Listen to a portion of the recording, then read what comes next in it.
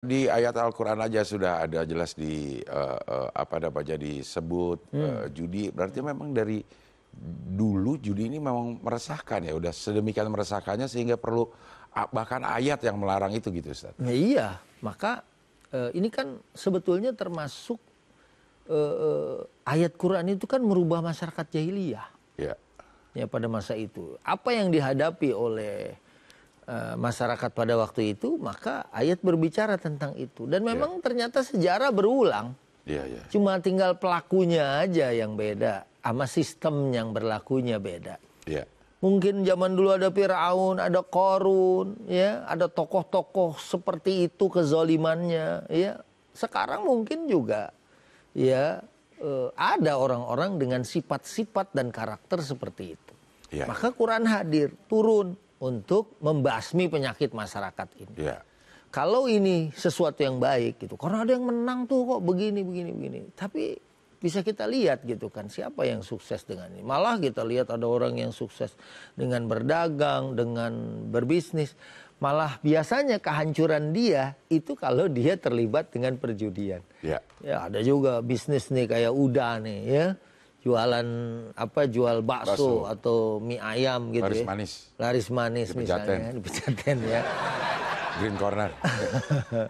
Itu ada, dia malah rusaknya setelah dia berhasil berjudi. Oh, berjudi ya. Iya kan, tadinya dia pekerja keras ya kan. Dan kalau pekerja keras kan Nabi berkenan untuk mencicipi hasil yang dia usahakan.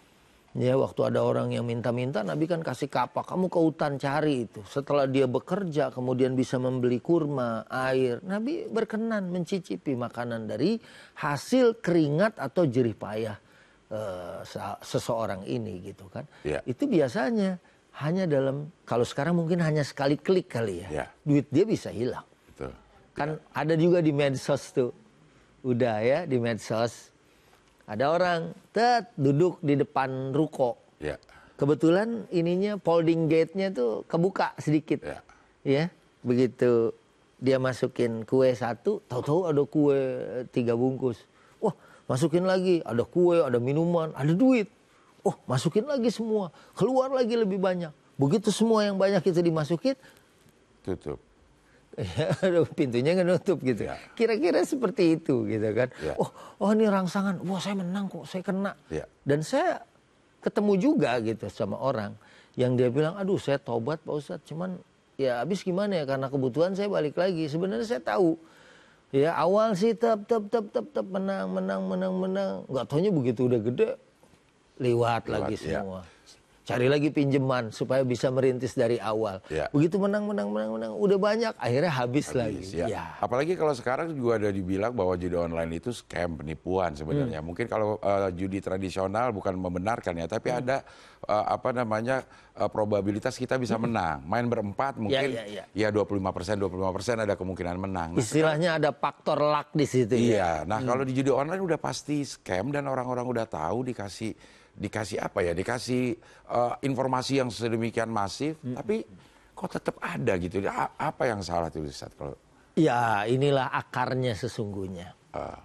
Ya mungkin kalau seperti Uda atau misalnya teman-teman saya yang ngajar di kampus ya, terus ada orang-orang hatta dia miskin sekalipun, tapi dia seorang yang ke masjid dengan pemahaman ya. Karena ada juga yang ke masjid gitu kan, tapi dia terlibat juga tuh, berarti dia sesungguhnya nggak paham. Kalau dia ke masjid karena yang manggil adalah Allah, saya harus hadir, itu kan berarti berdasarkan keimanan. Sehingga begitu dia dipanggil lagi untuk puasa, ya ayyuhalladzina amanu kutiba alaikumusiyam, dia datang puasa. Walaupun dia sakit aja dia pengen banget puasa. Ada wanita-wanita yang haid, dia bilang, aduh pas 10 malam terakhir lagi nih saya haid, padahal saya mau itikaf. Keresahan itu karena keimanan. Nah ini sekarang dipanggil lagi, ya ayyuhalladzina amanu innamal khamru wal maisiru wal ansabu wal azlam rijsun min amali syaitan. Ya, Al-Maidah 90.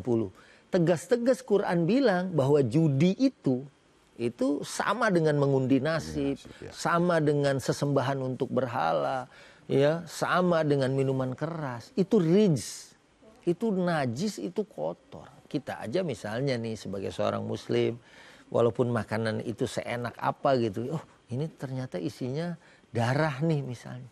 Ya yang kalau Quran bilang hurrimat alaikumul maitatu waddamu walahmul khinzir. Allah mengharamkan buat kita bangkai, darah dan daging babi misalnya. Walaupun itu ya kita lihat kelihatannya sangat pengen coba nih, kayaknya kelihatan enak, baunya harum. Tapi karena kita tahu itu adalah sesuatu yang Allah mengatakan hurrimat alaikum, diharamkan buat kita, maka kita tunduk kepada Allah Subhanahu wa taala. Apalagi di ujungnya dia bilang rizq, dan kemudian dikunci dengan nggak akan sukses kalau kamu tidak meninggalkan perbuatan ini. Kalau dia masih ke masjid, ya, kalau dia masih ikut ngaji, ya ikut zikir, masih juga terlibat, ini perlu dipertanyakan. Dia beriman nggak sama keseluruhan ayat Allah? Ya.